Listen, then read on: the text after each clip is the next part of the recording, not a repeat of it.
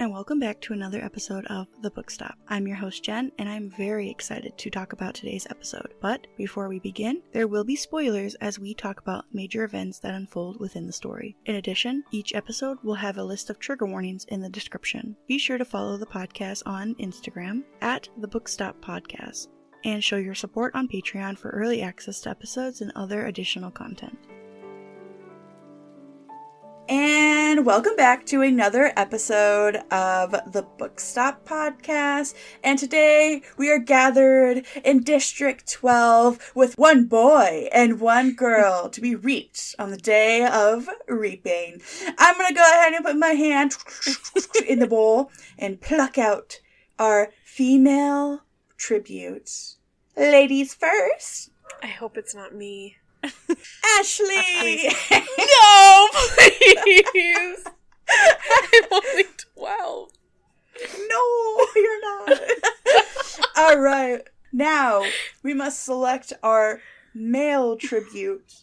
But to specify, the tribute will be selected is actually female, but that's male with the F in the front.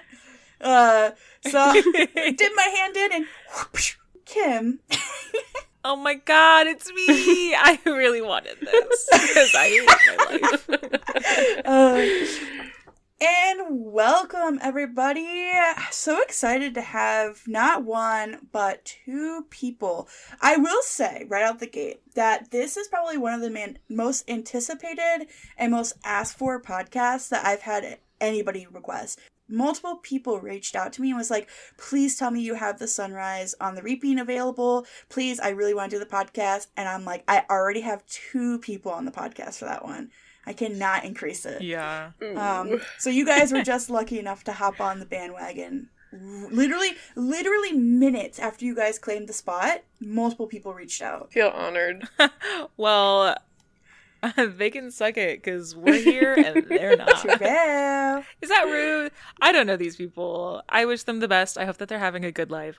But I am very happy that we are special enough that we got chosen for this episode. Exactly. You got the most emotional Hunger Games people here. So, Ashley, I don't even know, like, just real quick, I have a question for you before we, like, dive into it. I don't know your relationship to the Hunger Games. Like, give me, like, a quick, like, 10-second... What is the Hunger Games to you? The Hunger Games is everything to me. It's really the only book series that I'll say that I love with like a passion. I like to read, but the Hunger Games has a special place in my soul, in my heart. I cry every time I watch the movies. I cry every time I think about PETA. It's an emotional time. This is a rough book for me. And so, what book are we specifically talking about today, and why did you each specifically want to be on the podcast for this book? Today we are talking about The Hunger Games, Sunrise on the Reaping. And the reason that both Ashley and I are here today and why we are so obsessed with The Hunger Games is The Hunger Games is one of the best fictional series of all time for a million reasons. And this book is the prequel that we have all been waiting for in the fandom for like a decade, 2 decades. How long now? So this is like incredibly anticipated, this novel. And it also just like, it hits at a time where it needed to happen because we're going through some tough stuff in life. And The Hunger Games very clearly reflects that. And so we all kind of needed a fresh reminder of some of the things, some of the ways to, almost like a distraction or like a distraction, and also a guideline, a guiding light per se, a sunrise on the reaping. So I wanted to come on the podcast for this book because this is one of my favorite series of all time. It's very emotional for me, and I do, like Kim said, I think this book came at a time when it's needed.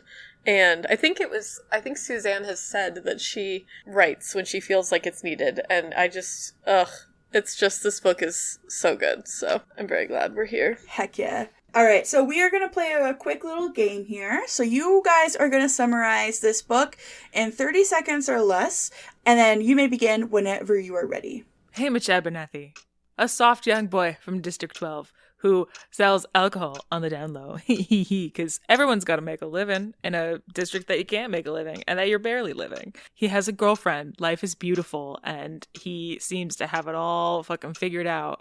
And his girlfriend has things even more figured out.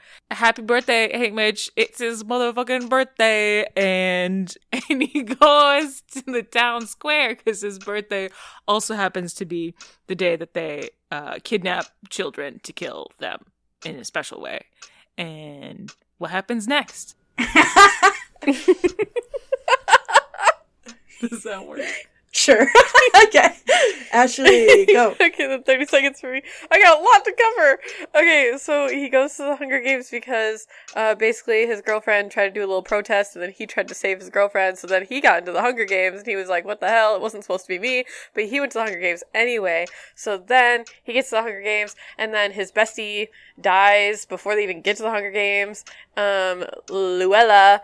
But then she becomes Lulu, and then they all go into the Hunger Games. Lulu doesn't die immediately, shocker, but a ton of other people die. Maisley and Haymitch partner up, super cute. She still dies, awesome. Everyone dies. They do little posters, and Haymitch does accomplish what he needs to, but then everybody else dies that he loves, so that's super awesome. Everyone dies. That's the main point of this book. Yeah. I mean, you guys got it.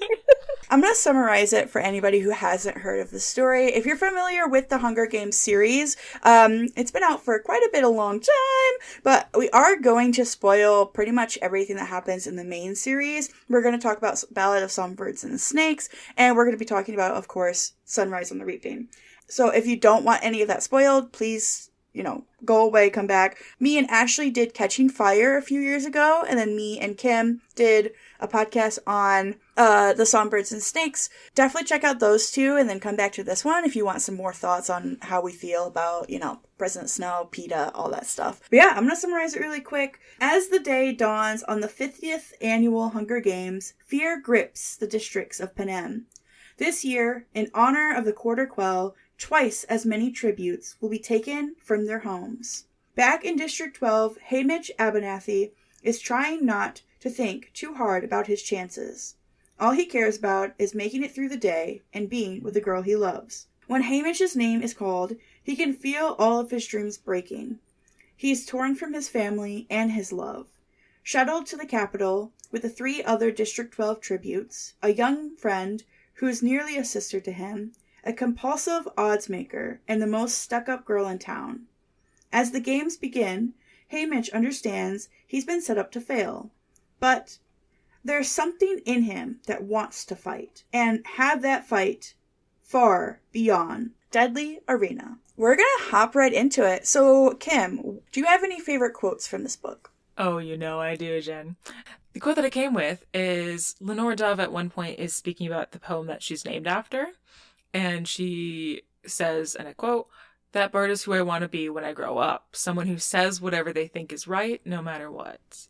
And she's speaking about the raven from that poem. Mm-hmm. And I don't know. It's just kind of it feels very much like Suzanne Collins, like speaking directly to us through Lenore Dove, kind of in a similar way that she spoke to us very directly through Lucy Gray. Going back to what you said at the beginning of this, Suzanne Collins only writes when she has something important to say. This is a very similar quote in my mind, where she's just really emphasizing the power of speech in that way. Mm-hmm. And I think now more than ever, it's a very timely and important quote. Yeah, absolutely. I definitely agree. It also gives a great insight to who Lenore Dove is without having to, it's very much showing instead of telling. So it was a good insight on her and why Haymitch loves her so much. Ashley, do you have any favorite quotes from this book? I do, but it's a little bit longer. I don't think we submit, I say. It's implied. You accept the capital's conditions. Because we don't want to end up dead, I snap. Do you really not see that? No, I do. I see the hangings and the shootings and the starvation and the Hunger Games. I do, Plutarch says. And yet, I still don't think that the fear they inspire justifies this arrangement we've all entered into. Do you? We stare at him. He's not taunting or mocking us. He's genuinely asking, why do you agree to it? Why do I? For that matter, Why have people always agreed to it? When we don't respond, he shrugs. Well, it's something to think about. Ugh.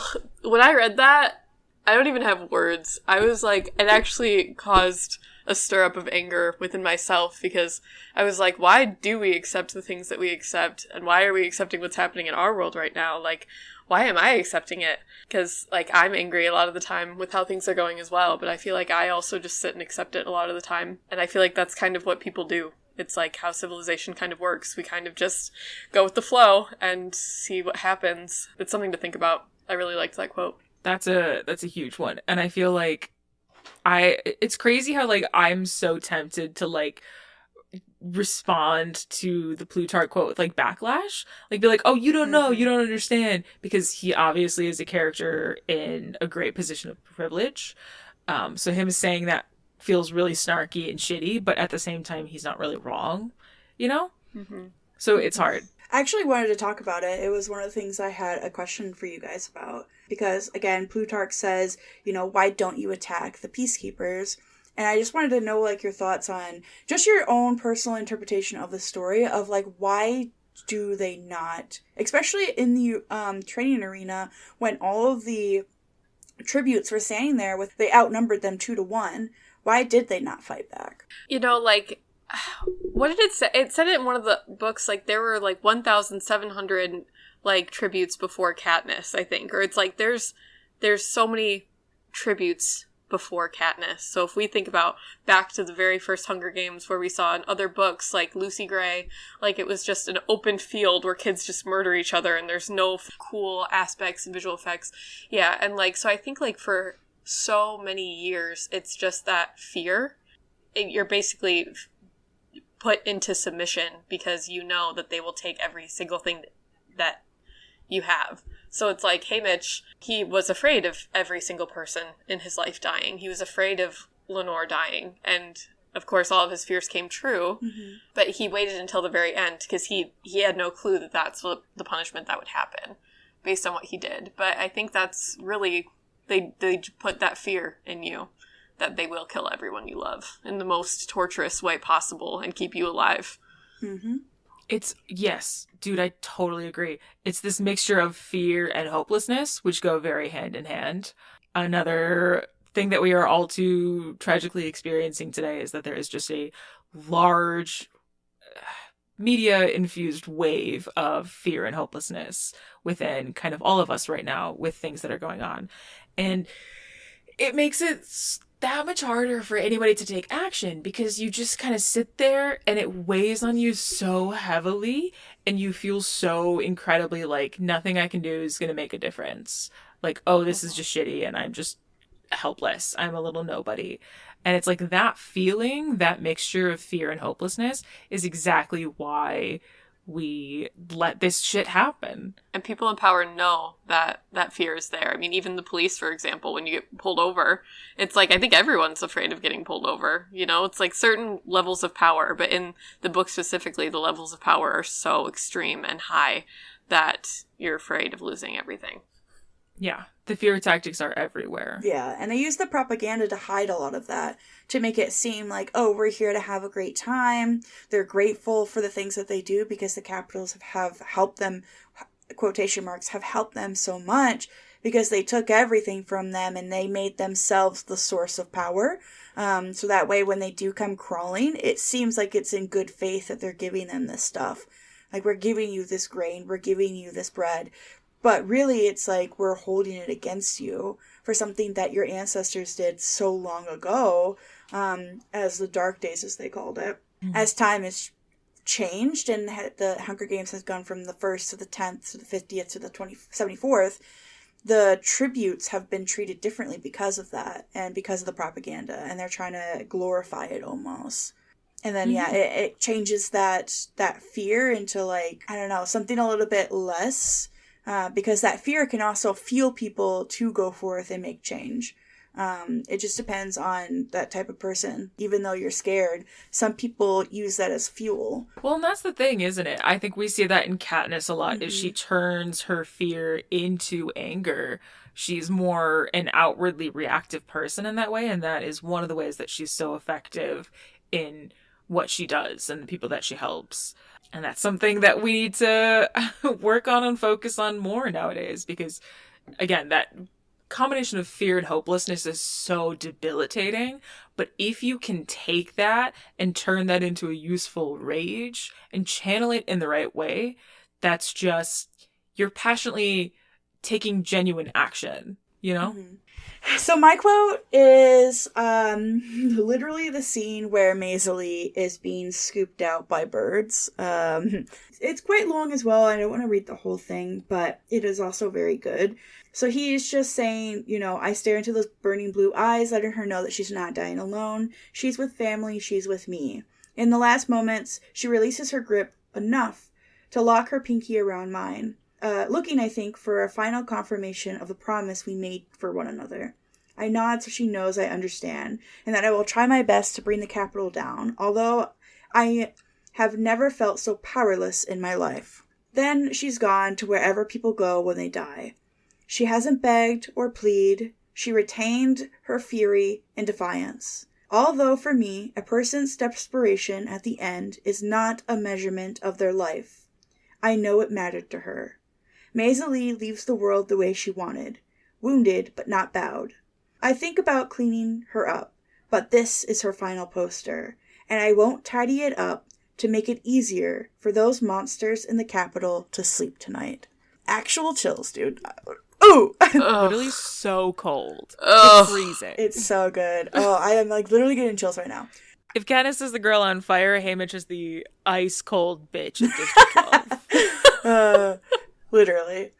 When I read that quote, that's when it finally like clicked for me, the exact message that they're trying to send to the Capitol, because I think it's very easy to kind of get lost in exactly what the Hunger Games is. You know, we have all of this lore. It's hard to look more in depth, like behind the glamour and the glitz and everything that the Capitol provides, and see what exactly the meaning behind it is. And we're going to talk about it a lot. And you get a lot of it in Songbirds too, about what exactly is the Hunger Games.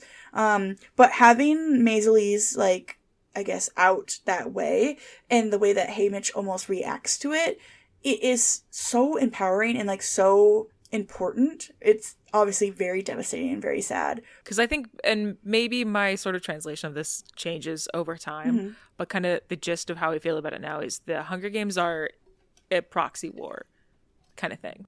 The Hunger Games are a way for the Capitol to maintain power by making people hate each other rather than the actual problem. The Hunger Games are, I mean, and maybe that feels obvious to say, but I think that truly, at the end of the day, is just the entire purpose of it. Is it's just so very clearly, we need them to hate each other so that they don't kill us, because they will kill us, because we are the bad guys. If we just make the districts kill each other, they'll spend more time focused on that than anything. And yes, it is also meant to just within that inspire general fear and terror within the districts to help sort of keep them in check. But I think that is sort of the power of it being this situation, of it specifically being we are taking children from all the different districts that are all, it's strange too, they're already separated, right? Why is Panem not just one big country? If you think about it, like, why is it all of these different areas? Doesn't really make sense, right? But if you separate people and you can pit them against each other, they're always going to be focused on that rather than on the capital. Right, and they're so far spread apart too that they can't get to the capital to take them over. It's just that one train. I agree, but I also I disagree a little bit, because I don't necessarily think the districts hate each other. Because we saw allyship through all of the different tributes this book, and we know that Haymitch is still friends with some of the people. Like, you wouldn't say that Haymitch hates Mags. So I don't necessarily think that the tributes themselves hate each other, or even the districts, because they're all on the same platter. Like, they are all on the same level. The enemy that they really see is the capital and what follows under the capital, so the careers. So, like, I think the only people they really hate could be the careers. Of course, the careers are brainwashed as much as everybody else because they've been trained to be in the Hunger Games for their entire life and then brainwashed to volunteer. I guess it's more of that fear again. Like, once they're in the games and they fear each other. But at least in my interpretation, I didn't necessarily see hate between each district. I think an argument can be made verifiably on both what you're saying and what I'm saying. There are so many examples in this book as well. Kind of like you're saying, like the districts who are careers immediately hate anybody who's not a career, and vice versa. And there's all this like plotting and planning against each other in that way. And even to take kind of another example, not from Sunrise, but like think of how we felt about the career pack in the original Hunger Games and how we felt about Cato up until the last fucking second, right? Because for the longest time, it was like when you're watching the games part of the Hunger Games, Cato is the bad guy up until you get into a certain point where he basically says, like, he has a moment of like really truly showing how he's been affected by this. And Katniss feels that empathy, and we all kind of feel that empathy moment. But it's like he is played as the bad guy because they're literally pitted against each other. So they have no choice but to, at a certain point, hate the other person enough to want them dead instead of themselves, kind of thing. But is it more a strategy of survival than actual hatred towards them? Cato is painted as an antagonist because that's the whole point of the first book, is that he is a distraction. You're supposed to believe the careers are necessarily bad guys because, you know, Colleen doesn't want you to know that the Capitol is all that bad just yet, because that's what you discover in, you know, the second and third book. But it's sort of feeds into that, right? Because also think if you're the family of that kid, if you're Cato's mom and dad and you watch Cato get killed by somebody, whether or not, like, you are not there to feel the survival aspect, you are there to feel the hatred. And I think, and you also see that even when like they actually go to the war and when the rebellion begins, it is so focused on the first and most important thing that we have to do is unite these districts that hate each other. They spend all of this time working on like, well, we got to go to this district and like they're not going to want to be with us because they think that like the Capitol's fine and that they're treated well and shit, and we have to make them realize that we're all pawns in this game. And Katniss even has that speech when she is explode the mine so that the train comes out with all the survivors, and then she's like, stop, don't shoot them. And she goes up to this one guy, and that one guy is like about to kill her, and he's like, I hate you, like fuck you. And she's like, you have every right to hate me because that's what they've made you do, and that's, you know, like, I hate you too. So she is another placeholder, just like Cato is. Exactly. That she is a representation of the Capitol, because then maybe at that point they don't even see each other as District 12, they see her as Capitol. I think that you both are right in different ways, because the thing is, I could see both sides of it completely. I liked Kim's point about when a child murders another child, that whole family is going to think, I do hate District 12. I think some of that hatred is going to be at District 12. Like, it could be at the Capitol as a whole, but I think some of that anger is like, someone from District 12 killed my child. So I think some of that anger does go to the district itself and not directly towards the Capitol, because the Capitol is technically providing for them. So I think like there's certain aspects, and it depends on family too, and it depends on the district, because District 12, each district is going to have different feelings towards the Capitol, of course. Like District 1 mostly likes the Capitol. They're serving the Capitol, whereas District 12 is like, we hate the Capitol. They're the reason why they're doing this to us. So I think it is a little bit of both. And I also wanted to add to the point of, you know, the districts are separated so far because there's power in numbers.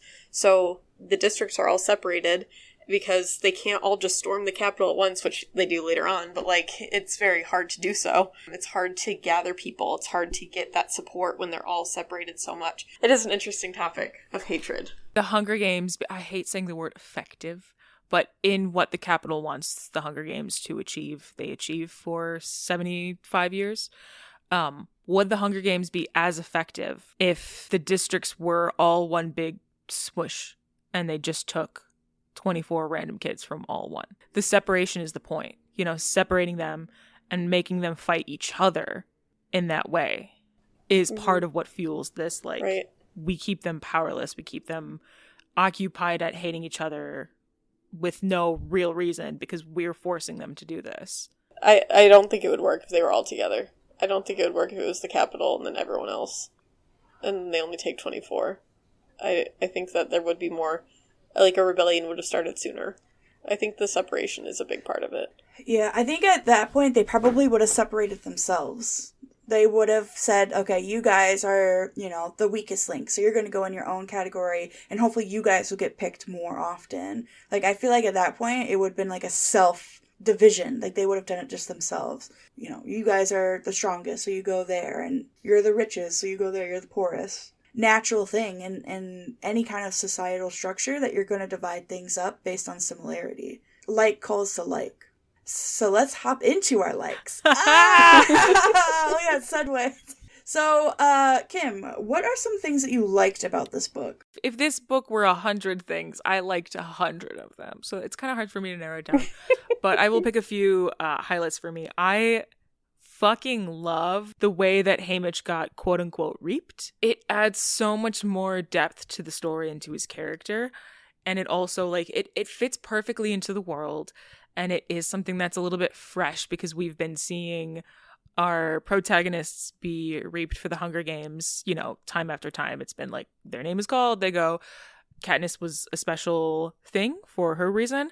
And it just felt like, how when you read a prequel, and these prequels that are the actual games will always be a little bit similar because of just the way that the story has to unfold. Plot is going to be a bit similar because you have to start just before the reaping. You have to show the reaping, and then you move on to the games and the after games. Basically, if you're going to choose any victor to talk about, you kind of have to follow that format. So it was nice that we had something a little bit different, and it also just kind of brought back to the forefront the general rebellious tendencies of the District 12 people. And Woodbine Chance, I believe was his name, was the guy who was originally reaped before he was like, yeah, bitch, fucking try. And he ran and got shot in the back of the head. And then they were like, we need another man. Let's take Haymitch. But I loved that about the story. That scene had me spiraling, like actually spiraling. Because the entire time I'm like, well, obviously, why wouldn't they have a hand in the reaping as well? Like, they're literally casting their Hunger Games. Like, they probably go through, pick exactly who they want. Like, they knew that Katniss was going to volunteer for her sister, so that whole bowl was probably all Primrose Reverdeen at that point. There's no one there quoting them and checking them. And that's just, like, when it started spiraling, and I was like, oh my god, what if, like, everything is, like, manufactured? And it makes complete sense, because the Capitol has their hand in every single cookie jar, no matter if it's empty or full. So, it makes sense that if they are going that far, that they have been staking out and, like, knowing exactly who they're casting into their Hunger Games. It was, like, what a start to the book. What a start. Because I was already crying at, like, chapter 2 and 3, and I'm like, what the hell is this book? Because, like, I'm already crying.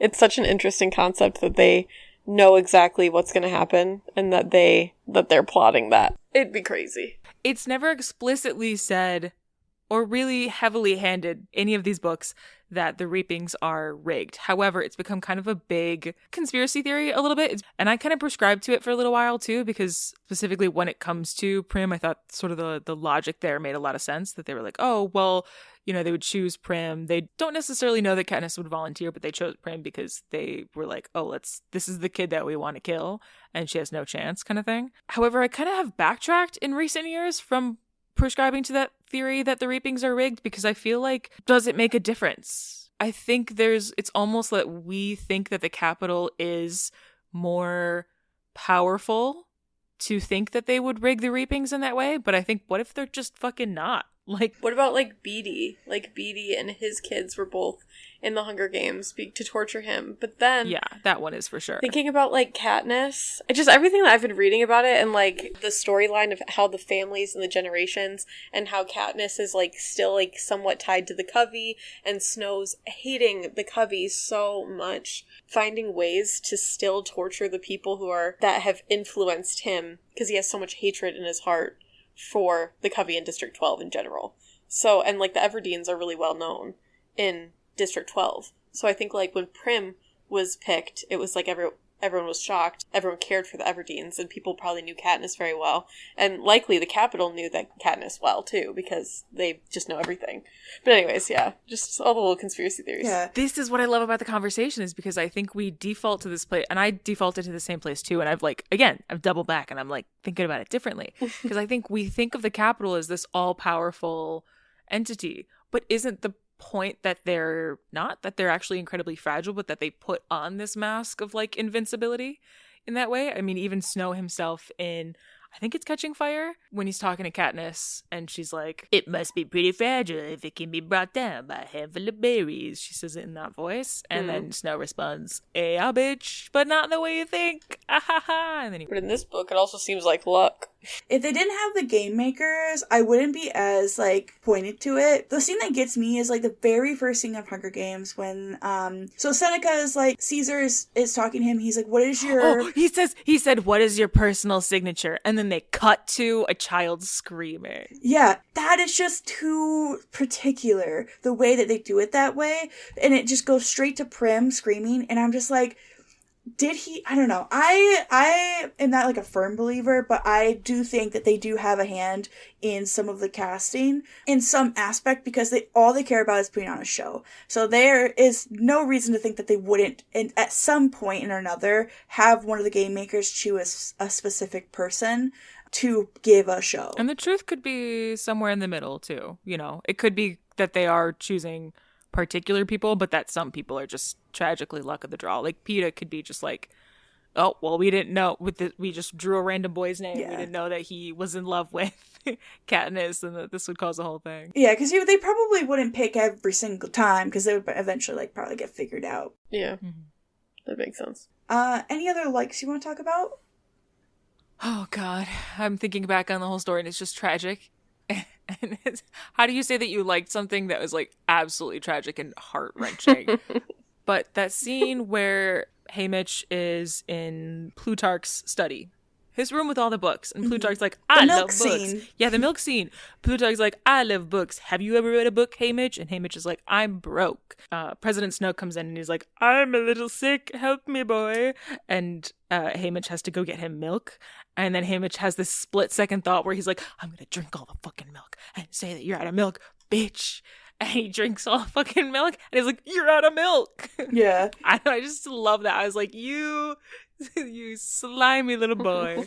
That's brilliant. I would have done the exact same. I actually have a quote that correlates to that scene. Yeah, go for it.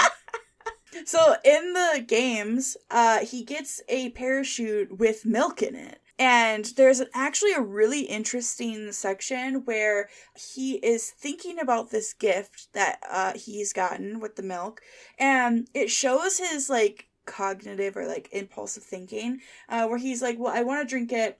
But then he's like, you know, this could be from Mags or from Plutarch telling me, well done for doing everything that I was supposed to do and succeeding in my mission. And I did my part. Take this, save Willie, get out alive. But then he has this other flip side of it, and he's like, you know, what if it's from President Snow? Snow is like, you didn't think I saw your little stunt in the library, but you're wrong. I see everything that you're doing, your plots, your bombings. Drink this, die. Like, you die at my hands type deal. And I really love that callback. That was good. Sorry. No, that was great. That was perfect. And it also kind of feeds into a little bit what we were talking about with, like, the Capitol, at the very least, presents as if it is this all-powerful, all-seeing eye, that like the literal arena is shaped like an eye. Like, yes, it's a 1984 call out, but I think within the depth of that, I think part of what I translate from Suzanne Collins doing this and giving these hints is that it's the Capitol, again, portraying this like ultimate power thing, which again reinforces that fear of even if you hate the Capitol, like you can't do anything about it because they're so powerful. Ashley, what are some things that you liked about this book? I don't know. I've been trying to think about this because, like Kim said, it's very hard to find what you like in such a devastating story because it's like, I like it. We do see a lot of names. We do see a lot of people that we know from the past, but I think I love the connection. I love the connection, and I love that, like, there's the books and the movies, because the books give so much detail, but then, like, the visual depiction of some things is also, like, wow, Suzanne is just such an amazing author, because, like, she had to have told the director of the film about some of the things in this book, because of how Haymitch acts in the movies itself, like, and how he responds to certain things, like, when the carriages are coming out in the film, you could see his head go down. But anyways, so in Catching Fire, when we learn about Haymitch's story, and, like, I reread it, I didn't remember it being so in detail. But it actually explained, like, the whole Hunger Games that we read in this book. It even talked about how it ended. Mm-hmm. And it was so detailed. And I was like, why do I feel like when I read Sunrise, that I was reading this for the first time? Like, Suzanne basically explained it all in Catching Fire. In that book, like, Haymitch came in and was like, they thought, Peeta and Katniss thought he was going to be mad at them, but he was actually happy that they saw it. The connections, this book is what I needed in my life. This book is what we all needed, I think, as Hunger Games fans. Like, it just really brought so much together, and I absolutely love that, so... there's so many things, like Kim said, if there were 100 things, I like 100 of them. Like, so many things in this book. But I think the connection and bringing everything together is, like, my favorite part. I think part of the powerful, sort of the impact of it being so tied in with the other books. So in that way, like, everything is so very closely connected. And on one hand, that's sort of like a young adult novel thing. But on the other hand, it is so much more impactful in this series because it really reinforces just like how important everybody is. Again, we have this feeling of hopelessness and fear often in especially things that are happening nowadays in our country. And I think this book helped me latch on to hope even harder because I realized, even just specifically with Haymitch, I mean, he's such an incredibly important character in the original trilogy, but then him going back here and reinforced for me how so incredibly important everybody is, and kind of in that way with like Burdock and Otto Malark. So Otto Malark is most likely, I think, Peeta Malark's dad, or very closely, but there's this moment when just before Haymitch gets chosen and all that, when that whole scene happens where the original second chosen male tribute runs away, gets shot in the back of the head. There's like a moment of chaos. In that chaos, there's a very specific moment where Burdock Everdeen, spoiler alert, that's Katniss's dad, Burdock Everdeen, punches Otto Malark in the back of his knee to get him to fall down and get out of the line of fire while the peacekeepers are firing. And it's such a brief moment. It's so very like Everlark coded. Or not Everlark, sorry, Everdeen coded. But I guess a little bit Everlark coded. But it's a brief moment, and it just, again, reinforces that, like, every little thing you do, whether or not you are the main character in the story or just distantly related to anybody who might be important, every little thing that you do is so important, because Burdock, for that split second, deciding to do something to make Otto Malark fall down so that he didn't get hit by a flying bullet, saved his life. And therefore, that's how Peeta Malark is able to be alive and born, and so on and so forth. It's like, this book, and the way that is so intentionally interconnected to the series that we know and love, again, I think reinforces how important everyone is in their own way. Like, everything that happened in the original series could not have happened with just Katniss. Everybody around her was so crucial to that.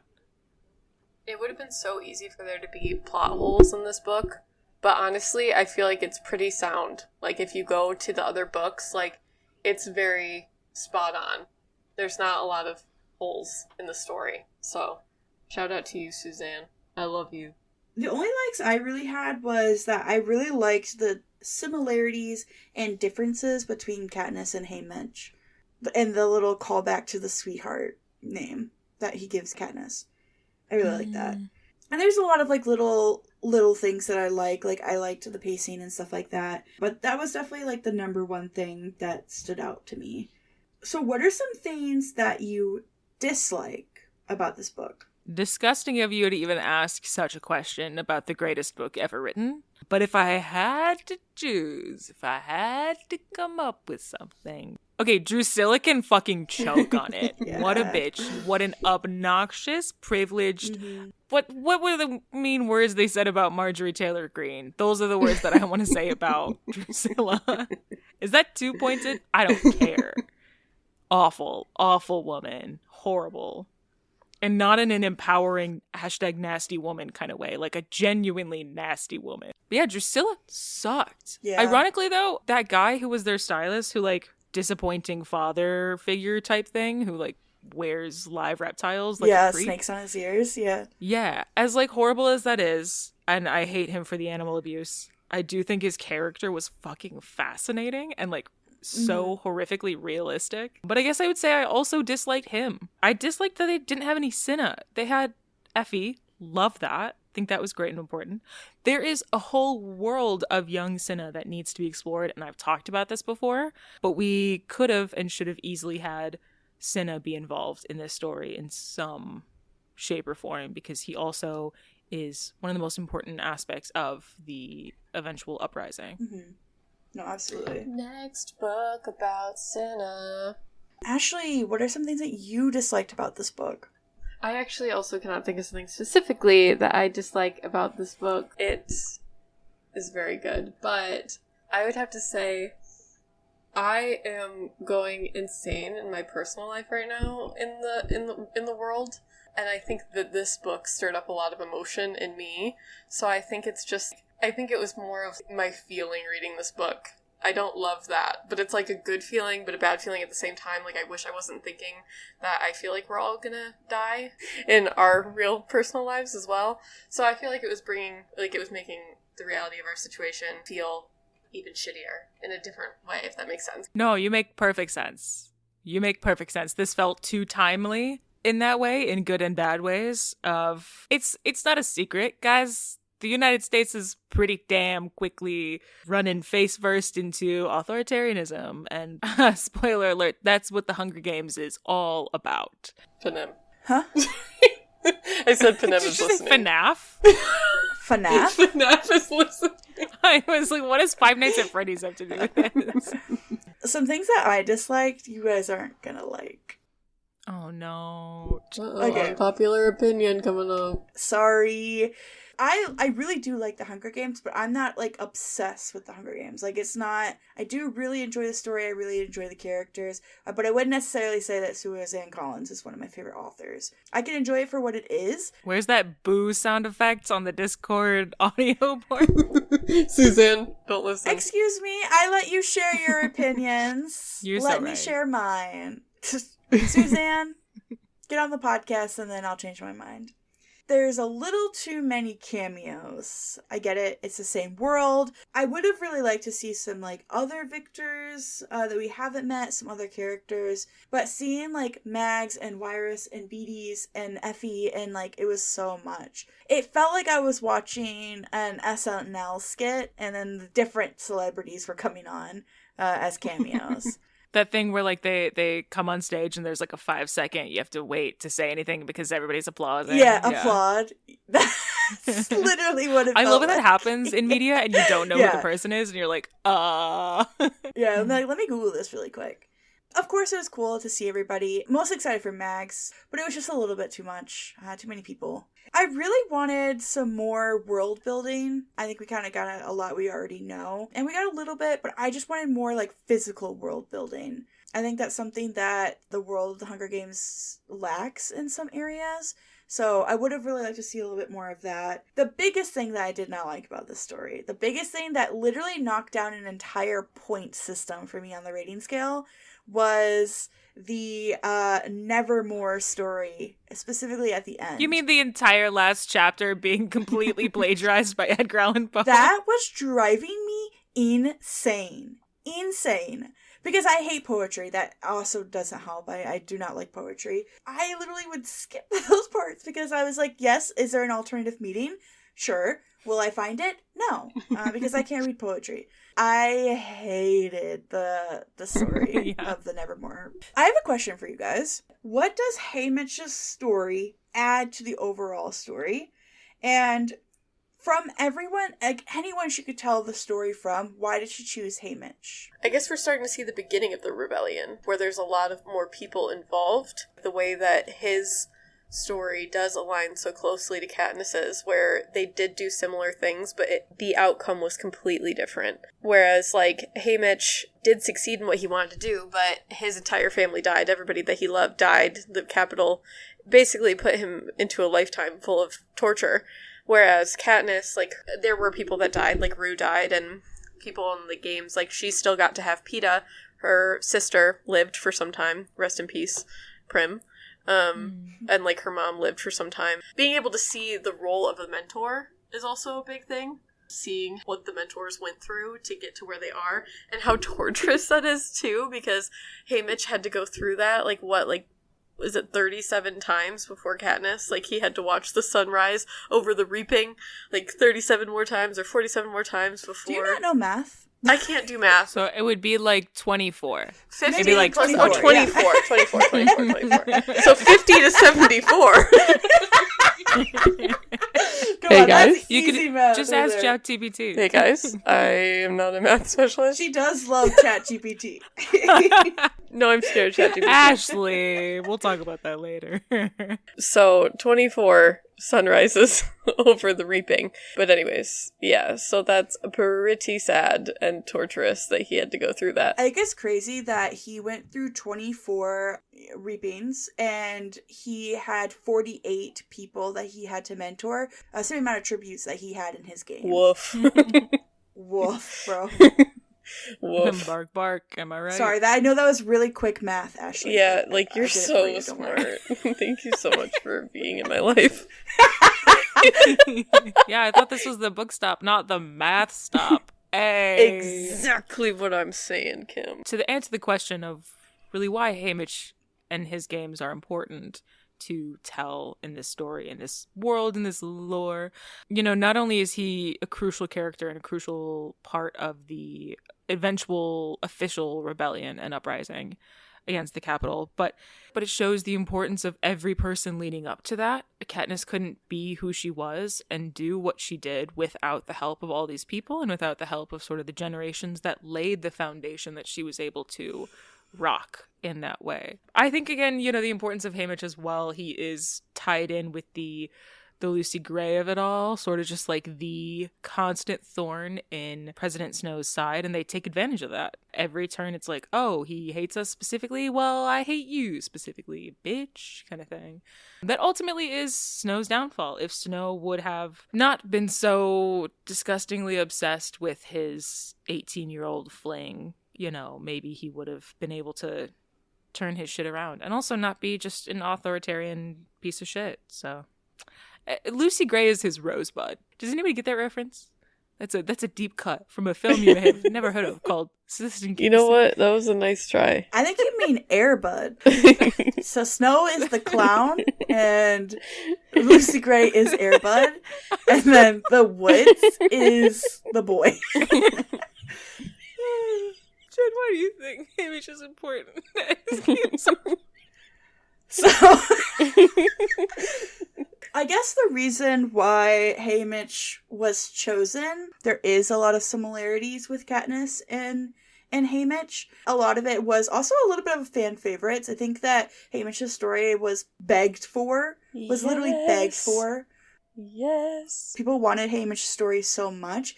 So it was a great way to have a character that's already pretty well developed and have a hand in a fraction even of the rebellion. Trigger it. Do I think that he started the rebellion and like the starts of that? No. I think Beatty's was also a very great story that we could have gotten as well. The way that he manipulated the arena and literally like the entire thing was his plan. Which is the next thing I wanted to ask about. Haymitch is asked by both Plutarch and Beatty's to pretty much drown the arena, to destroy their arena. And why do you think that they trusted Haymitch so much just right out the gate? What drew Beatty's and Plutarch towards him? I think the fact that he was willing to stand up for Lenore, which ultimately was what got him into the games, like something like that I think is a big deal because of that fear that people have to go against the Capitol. So the fact that, you know, maybe he was being impulsive in that moment because it was someone that he loved, but at the same time, sometimes fear does overpower love. So the fact that love overpowered fear in that moment, they might have seen something in him. But then if you have something to love, you have something to lose. So that's another thing too. Very true. So maybe more of the again, that fear of losing. Kind of ties back to sort of this constant balance between fear and hope that we talk about, and that is sort of crucial to the story. Is, you know, when you love someone, it gives you more hope. You think it's easier to want to wake up the next day and see the next sunrise and, you know, hope for a better world because you have someone in your life that is incredibly important to you and you want that to last for as long as it can. And it gives you this forced positive outlook towards the future. So having love makes you have hope, kind of thing. I thought that was a pretty darn good way Suzanne would know. I think they have already learned the lessons of not hating the districts, hating each other. For some reason in their lives, Beatty I can completely understand because he went through the games, so he has had a lot of time within that and since then to sort of unpack this division and sort of instilling of hatred of each other that we've kind of touched on a little bit, right? At the very least, even if you don't necessarily hate the other districts, there is tension and there's this othering of each other. These are two characters that have had time in their own ways to unpack that. Plutarch has had privilege to be able to unpack that. When the bombs aren't raining down on your house, it's a lot easier to have empathy for anybody and everybody that you see because you have sort of basic needs met and you can kind of explore that and be like, oh, it's easy to have empathy. But when your kid is being sent to the Hunger Games and slaughtered by somebody else, it's not that easy. So I guess that to answer your question, yeah, I think both of these characters have had time and already sort of come with this intelligence.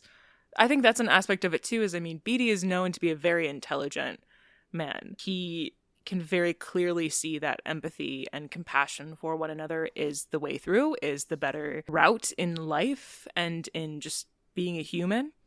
I think Plutarch, his intelligence comes largely from reading. I mean, we kind of have this classic scene with him where he basically is like, says out loud, he's like, I grew a heart more because I read.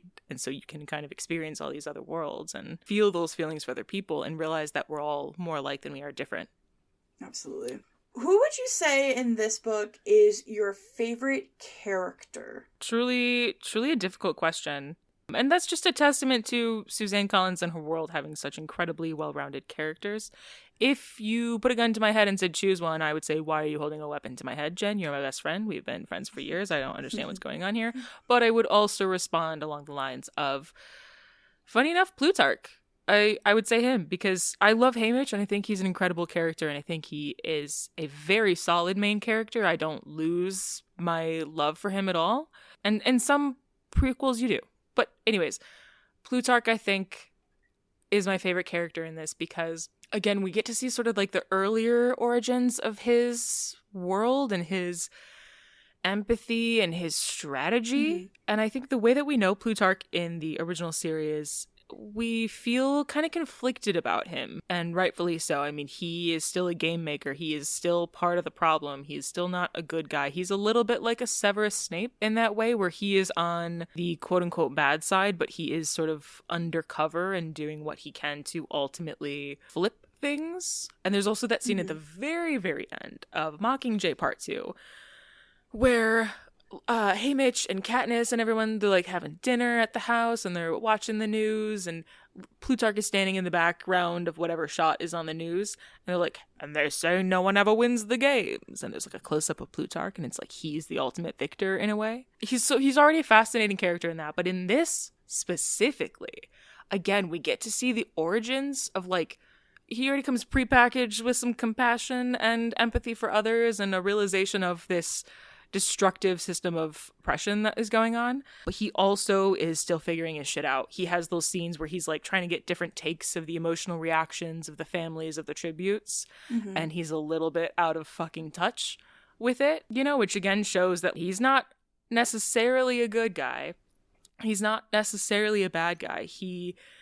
I think his heart is ultimately in the right place, but he makes missteps. And we see some more missteps here. And even just like that quote where he's like, why do you guys do it? Like, I don't understand. Why do you guys just like let an authoritarian regime stumble all over you?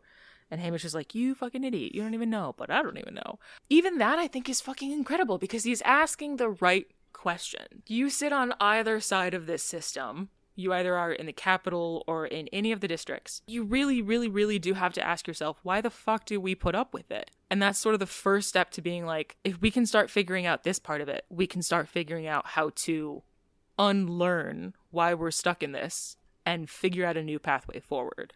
So Plutarch, I think, is an incredible character. Yes, I definitely agree. I did not expect him to be in this book for some reason. I don't know why. I just did not expect him. So when then he showed up at the reaping and then he was being like the little filmographer, I was like, oh, Mr. Heavensby. Come on in. Mr. Heavensby. Ashley, who is your favorite character? Haymitch is a favorite of mine in the series in general. But in this book specifically, I'm going to say Maisley. I've been just seeing so much Maisley lore, and I am just like, I love her. Every line she said is like, chef's kiss. Wow. And I think at first, it's almost like you're expected to not like her. All the books, it's like the mayor's daughters are really annoying. Like, they're just total bitches and they get whatever they want. They live the best life in District 12. It's still not a great life, I'm sure, but like, it's the best life. So it's like, and they even said in the book that they were like jealous of Maisley. Her and her twin sister have a bike and they eat 3 meals a day, and you know, life is so good for them. But she has respect for people, and she has respect for herself, and she has respect for all the districts, which I love. And I love when, like, Haymitch puts it together, like, why she's eating with a fork and a knife and, like, still trying to present herself well. We're still human beings. Like, oh my gosh. Like, it was just, I love her. She's a queen. I wish that it could have been, like, Haymitch and her living together, kind of like Peeta and Katniss, because, like, brother and sister living together. That would have been great if she could have lived, but she had to die, I understand. But I just love her character. And then I did see this other thing, and it's, like, kind of, I feel like conspiracy-ish, like, it's not, like, confirmed from the book. They were saying that, you know, it's actually still not good for, like, the mayor and the daughter in District 12. And so, like, she wasn't hungry on the train because she doesn't typically eat breakfast. She only eats later in the day because she can't eat 3 meals in District 12. The way that they were saying the candy that she made herself, the ingredients of that candy are all fillers, or they're, like, digestive, or they cause you to go to sleep so you're not as hungry. All the ingredients of the candy that she made. So it's just very interesting. I love her. Like, I love Suzanne for thinking of these such tiny details that add so much to the book itself. Chef's kiss, Suzanne. No, definitely.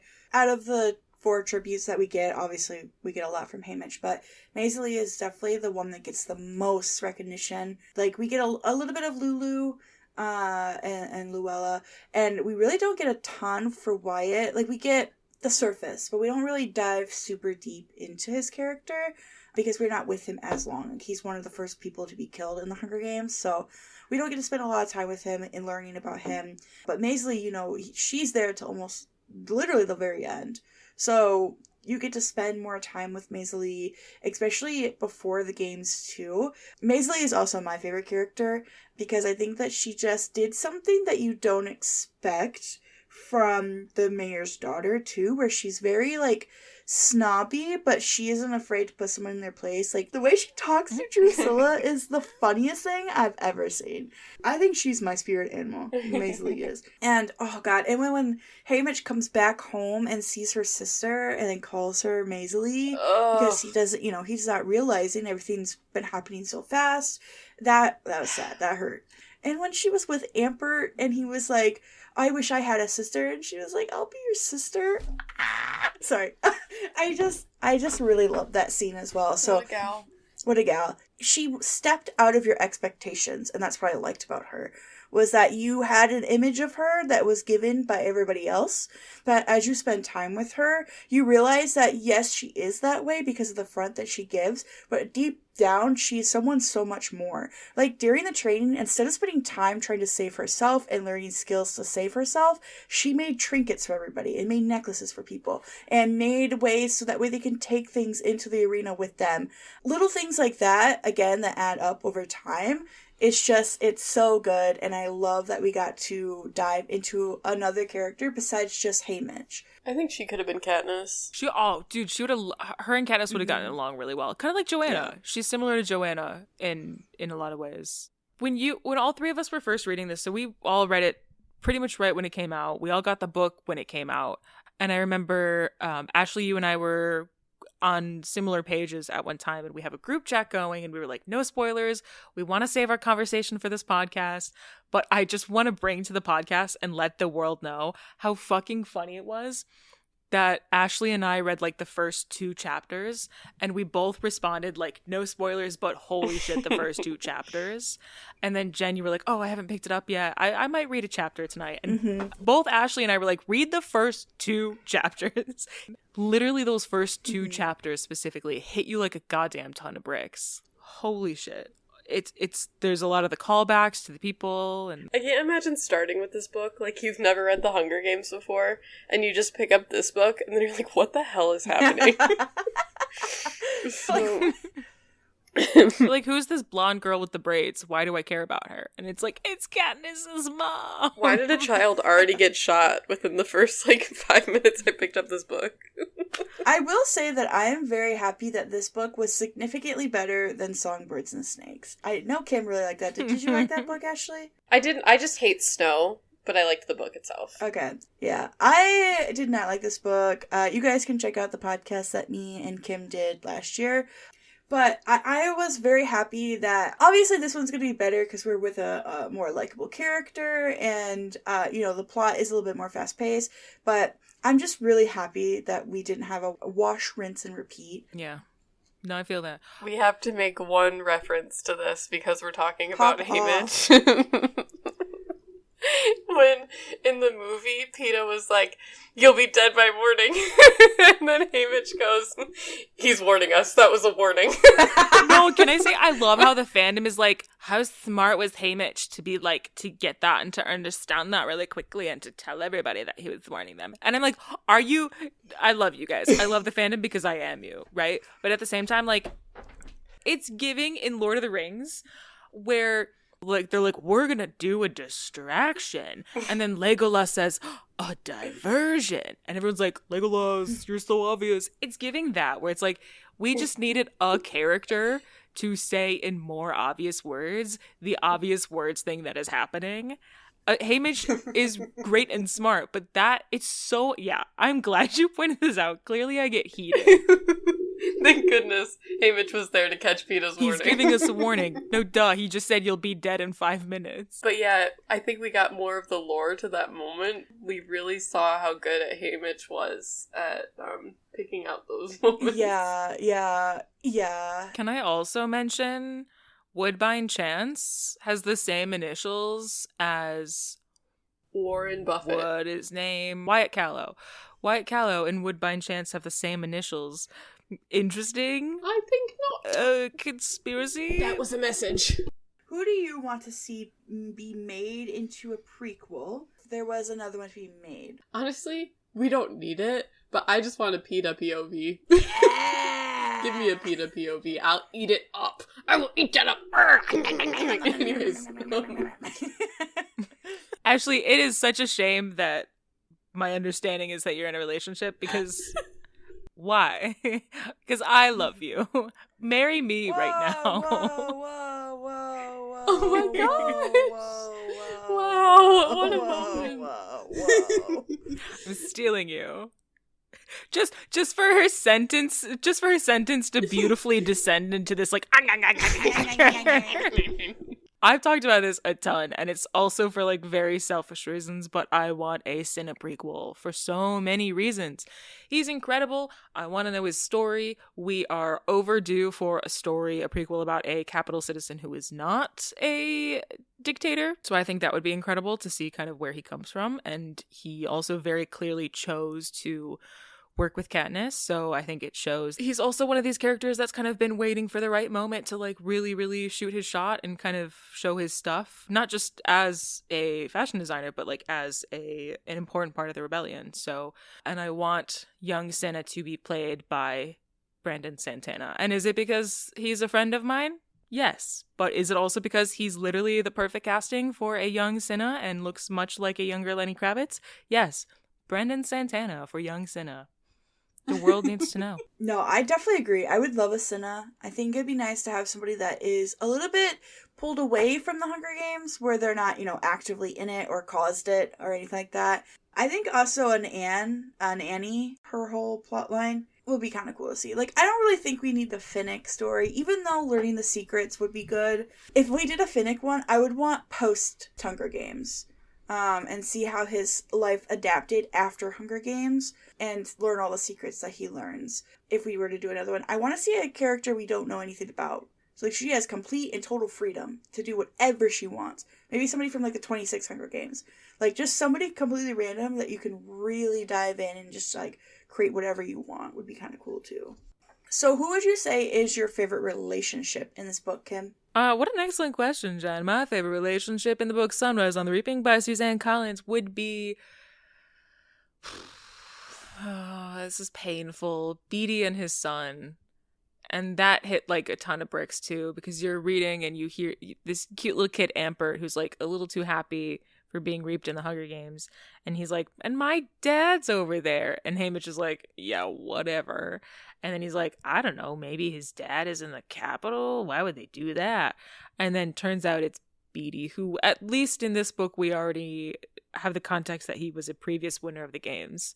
That entire was just so painful because it's like, you know that Beatty has such love for his son and at the same time is so incredibly torn between all these different pathways of how to sort of deal with what he is forced to deal with, which is the fact that his son will die no matter what. The Capitol has made that very incredibly clear to him. It's not that Ampert is going in this games and has a chance to win at all. It's no. Ampert is going in this games because you fucked up and this is our way to torture you. He's going to die in some awful way. And so Beatty resigns himself against all odds to the understanding that his kid is going to die in the very near future. And he does everything he can to maintain being a good, loving father to his son as much as he can in this situation, and doing what he can to be empathetic and compassionate to others, the kids that he doesn't know might be the reason that his kid dies horrendously. And at the same time, is smart and capable enough to plan and help enact this strategy to potentially end the games. It's just crazy. It's incredible and it's crazy. And it also is, of course, tragic. But that's my favorite relationship. Yeah, he had a very brutal death. Yeah, it's going to be really hard. That's one of those things real quick. There's a lot of things about this book that we need to be very picky on how it's adapted into a film, especially in this day and age. And we are going through a certain degree of censorship in our media as it is. And we may very well be going through more at the time that this film comes out. We need to be very adamant that certain things that are important to be as they are remain faithfully in the film adaptation. That's one of those things, unfortunately, that I think needs to be very faithfully in the film, is the way that Ampert dies, because it's awful, but it is very important. Mm-hmm. Oh, yeah. Yeah. My favorite relationship is definitely Lulu and the snake. Her having the snake around her and feeling like super powerful. It was interesting seeing Lulu as her own person. But I think in general, the newcomers as a whole, because I think that that is rebellion in and of itself, because they really didn't kill each other. They all died from the careers or from natural causes in the games. Like, they really did stay together and actually not turn on each other. It wasn't broadcasted, but they knew that the newcomers were a thing, and they stuck to it, which I think is awesome. It was crazy on how many of it was just the arena, because they knew that they weren't going to fight each other. So they're like, I guess I'm going to send out all these bugs, or I'm going to send out all this poison in the water. Yeah. Like, it was crazy how much the arena was actually like one of the tributes. Well, and isn't that just like a reflection of the fact that it's the Capitol? It's the Capitol is killing these children. It's never natural causes. Even in the districts themselves, it's often the Capitol killing children. Starvation is always manufactured. We have enough resources on our planet, always, to feed everyone and be fine. Starvation is always manufactured. So, I mean, this whole thing is called The Hunger Games. It points to that sense of hunger does not exist if it is not forced and imposed upon people. So I think the arena is, again, just like a microcosm of the microcosm that is this story. Is sort of saying, like, we will put you in this space, and for all intents and purposes, it looks natural. It may look like, oh no, lightning strikes a tree and it falls on you and you died, and you may feel good in the fact that your child died a natural death, but we did that. We put the tree there. We slung the lightning there. We caused that tree to fall down and kill your child. So it's funny, because even in the Hunger Games series, in the first movie, there's that funny moment in the training where the training lady is like, a ton of you will die of natural causes, disease, and sickness. And all of us are standing there, we're like, first of all, None of them do. Like, nobody dies from sickness in that Hunger Games. But also, again, it is that illustration of the fact that there is no such thing as natural death in these scenarios. I don't think there ever was in any of the Hunger Games. It is all caused by the Capitol. Yeah, fuck President Snow. Specifically. What about you, Jen? All the District 12 tributes together. So Maisley, Haymitch, Lulu, and Wyatt. Right when they go out to the arena, they all hug each other. I mean, they end the thing with literally, like, Maisley calling Haymitch her brother and him his sister. So I just really like the connection that they had. And and my biggest thing is that I'm so glad that he had somebody at home already, that he didn't have to make a love connection with anybody. Mm-hmm. Obviously, it would have been Maisley or Wyatt. I don't know. Speaking of gay, apparently a lot of people were putting this book down because of the LGBT content that's in this book. Somebody explain that to me. Bitch, where? LGBT content. Apparently there was a comment made at the beginning of the book, first couple of chapters, that a gay character was mentioned. And people said that they were putting the book down because of that. What? That's insane. I don't remember a single gay character. I don't even remember a gay in this character. book I know, anyways. that's what I'm saying. The reviews. And somebody was like, I think I would have really liked this book, but I saw this mention of a gay character, so I put the book down. Womp womp. Get a life. That's one of those things, somebody put the summary through ChatGPT, and ChatGPT is like, this is a coming of age of a demisexual child in it. Because ChatGPT doesn't know how to read. As far as I know, there were no openly gay characters in this series, but that doesn't mean we can't get a surprise. Hey, Dumbledore is gay. I would love the next book to be about a gay tribute. Yeah. Yeah. Lesbian. Or gay. Or bi. All of the above. Who's to say? I mean, if it's about Cinna. Okay, but this is what I'm saying. This is what I'm It's saying. questionable. Okay? It's never been said outright. My interpretation is that Cinna is gay. And so that would also be, again, an incredibly interesting piece of the story to discover and to, like, watch along with and learn more about, because we already have experiences with the fact that the Capitol has this, like, there's diversity within the Capitol. However, there's not equality within the Capitol. That's what I'll say, right? That's the way to kind of say it. So I have no doubt that a gay black man growing up in the Capitol has experiences that are not nearly as privileged as a straight white male growing up in the Capitol, etc., etc. How to navigate that. I'm going to ask the very generic question is, did you like the ending? Yes. Yeah. Oh, 100%. I fucking cried. Same. I did too. It was emotional, and the gumdrops. Yeah. When he put the gumdrop in her Bro. mouth. The second she picked up the gumdrops and she was like, oh, these are here. I was like, girl, you got geese living in that field and you still have those gumdrops? Those are suspicious. Ugh. That came up so fast, too. It's like he was having all this trouble, and we knew it was only going to get worse. And we knew Lenore Dove was not going to last, right? We deep down in our hearts. But we get to that moment, and I'm like, oh my God. And in the back of my brain, I'm like, what's going to happen? Is she going to be shot from above, or like what? And then she's like, hey, Mitch, I have this gumdrops. Yum, yum, yum. Munch, munch, munch. And then he's like, oh, what gumdrops? Like, those are not the same gumdrops. And they starved her so that she wouldn't have anything to throw up, and they fed him so much so that the poison, when they kissed him, wouldn't impact him as much. What a lovely system. I love President Snow. That's my man, actually. You know what? President Snow? Jokes. Yeah. President Snow, this is Katniss. This President is Kat- Snow. President Snow, this is Katniss.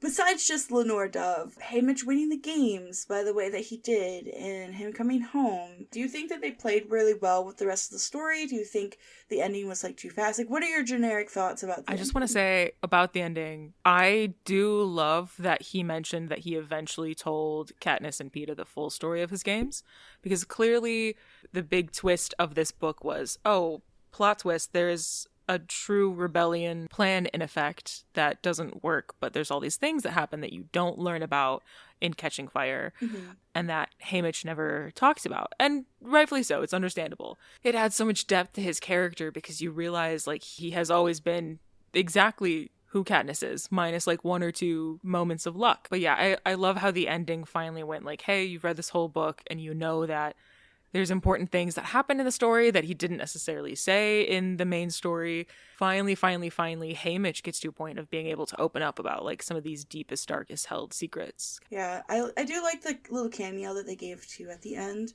Almost like a callback of, oh yeah, these people do exist in their lives. He does have Katniss and Peeta now, even though he tried so hard to keep his life out of everyone else's. He did have those two at the end. And Effie as well. It does also remind you, even furthermore, that when Peeta and Katniss went through all of what they went through, they were kids. Mm-hmm. And it's hard because when we watch the movies, they are young, but they're played by more adult-aged characters. Mm-hmm. And so it just reinforces, you know, we've gone through this entire story with Haymitch as a kid. And then when he grows up and what you know him with, there's all these new characters that were born, like, he remembers as a baby and that kind of thing. Yeah. I think the ending was very fast, but it honestly, like, made sense, the story. Mm-hmm. Because it just shows he made that one choice, and it's just he lost everything. So I think it made sense for it to go quick. I enjoyed it. It made me cry. 10 out of 10. Okay, you guys want to play a little game? Yeah. Let's do it. Alrighty. So the game I have for you today is a little bit of a word association. So we're going to go through the alphabet and go back and forth. So you're going to go until one person can't think of something. So whoever doesn't think of something, the other one wins. Oh no. Alright. Oh no. Alright. And then your time begins now. Go. A. Abernathy. You cheater. B. Burdock. C. Kato. D. Death. E. No! Hold on. Girl, it's Eggs right are there. not found in District 12. No. Try again. Do it. Only by the geese. Egg from geese. Everdeen? Oh, Everdeen. I hate these things. I can't with names like this. Okay, Kim, F. That's actually kind of hard. Finnick. G. Geese. He was a geese farmer. H. H. Haymitch. I. I love this book. Okay. No. Actually loses Actually by lose. default. Ivan. Is there an Ivan in this book? Yay! You guys did really, really great. Yay! Alright, just gonna take a second here to shout out our Patreon subscribers. Woo! A huge shout out the Bookstop Podcast's Patreon subscribers. Thank you. A true thank you to Nick W. And also, Bree P. And also Ashley A. What a name. Oh my gosh. And Tim O. Anastasia R. And Janeth P. Ooh, Emily P. And Patrick C. And Lori, there's no letter for your last name. But there is for Mike T. And Tracy H. And Stephanie A. And Sean A. It sounds like Sean A. Oh my goodness. And Kim L. And Hunter H. Jake R. Jean C. And last but not least, Lulu. We said it at the same time. If you She's in the book too. Sure. Wow, that took a really short amount of time. Alright, thank you guys so much for supporting the podcast. It means the absolute world to me. And I wouldn't do all of it without all of you. So it's pretty cool that a couple people are listening to it. If you want to be part of the Patreon shout out, head over to Patreon and subscribe today.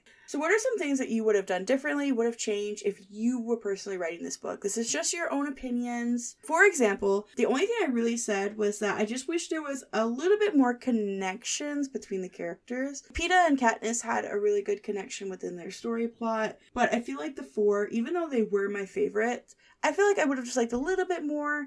You know, maybe they went to school together, so there was like a story that they shared, or just like something to connect them just a tiny bit more.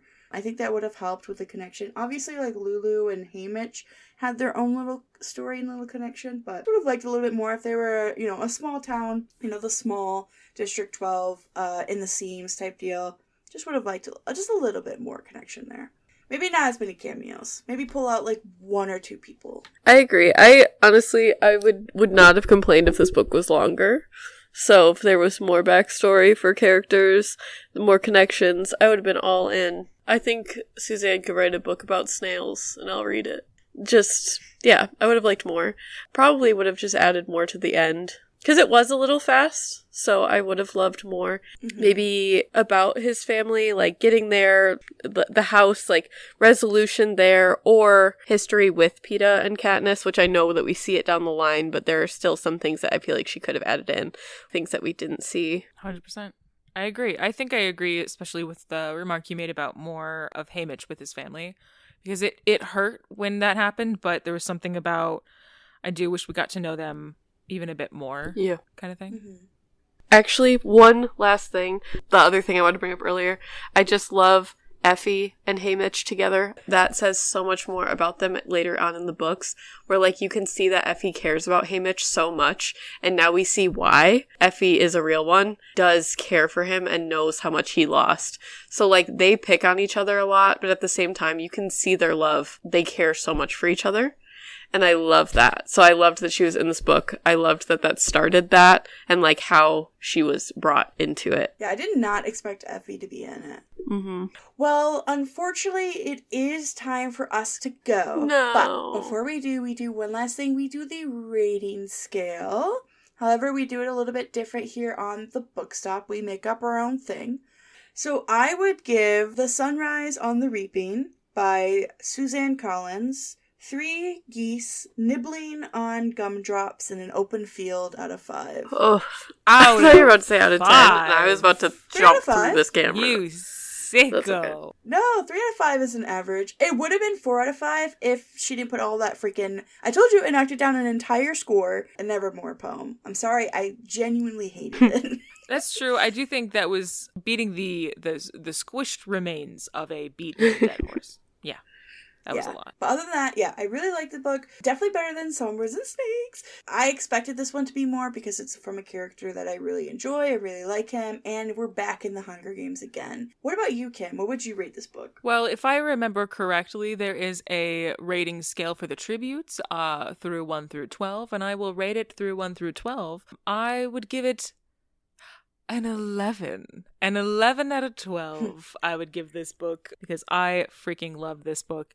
And there are small nitpicky things. And honestly, maybe I'm just doing that because I hesitate to give a perfect score to anything, because unfortunately our society has made us hesitant to give perfect scores to artistic endeavors. So perhaps that is something I should unpack at a later date. But I love this. So how about you unpack it now and you say 12 out of 12? 12 out of 12. Suzanne Collins is perfect. Yes. She can do no wrong. All right.